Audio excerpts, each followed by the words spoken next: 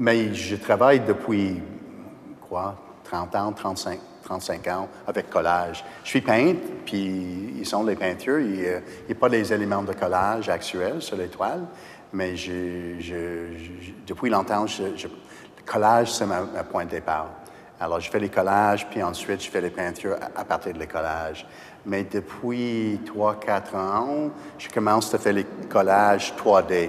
Ça veut dire que je construis une boîte assez simple, en carton, pas trop profond, peut-être 3 pouces de profond.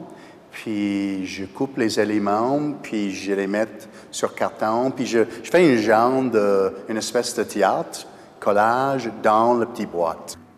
Puis ensuite, finalement, la peinture, c'est assez classique, c'est gesso, un peu d'acrylique, mais la plupart, c'est fait en huile.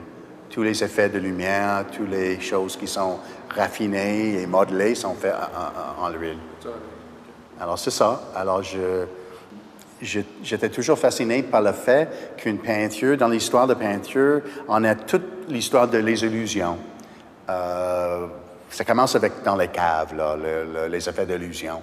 Les animaux qui sont en train de sauter ou, tu sais, whatever. Puis juste à travers la Renaissance, le baroque, les 19e siècle, les pompiers, les peintures académiques. Puis, alors, je trouve ça... Moi, je suis fasciné par l'histoire de peinture.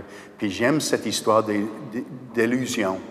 Alors, pour moi, il y a une certaine magie quand tu fais une image, puis tu fais semblant que c'est une mouche, ou c'est une fleur, ou c'est une pomme, mais c'est pas vraiment une mouche, ou une fleur, ou une pomme. Comme dans l'histoire de la nature morte de baroque. C'est une peinture. C'est vraiment une image. Puis, je trouve que le monde est toujours fasciné avec ça.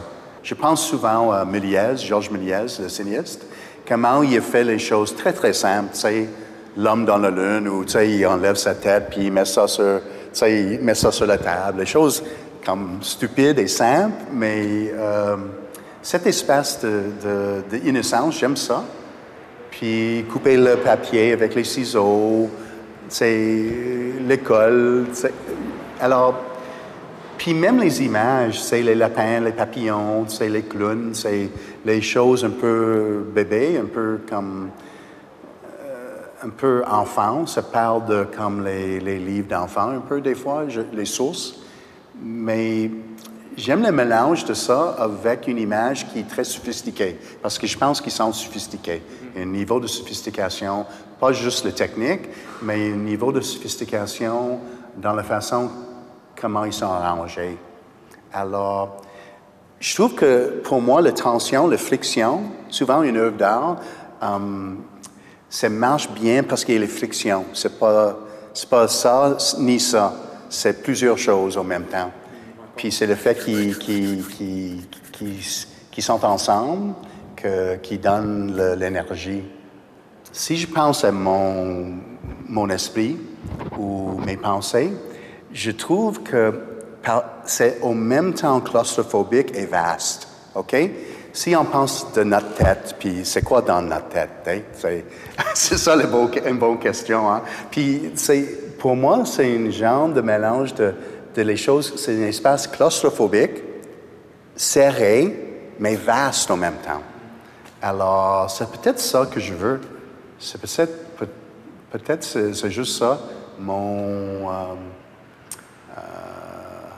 mon but, c'est d'essayer en peinture de faire une réflexion de comment je semble comme une être humaine, je semble comme ça, serré, puis tu sais, dans une boîte, mais avec un esprit qui peut imaginer n'importe quoi. Alors, cette notion de vaste, c'est un mot en français, vaste?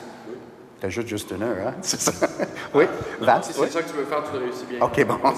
Tant mieux, là. Merci beaucoup, David. Oui, merci beaucoup. OK. Merci à vous autres.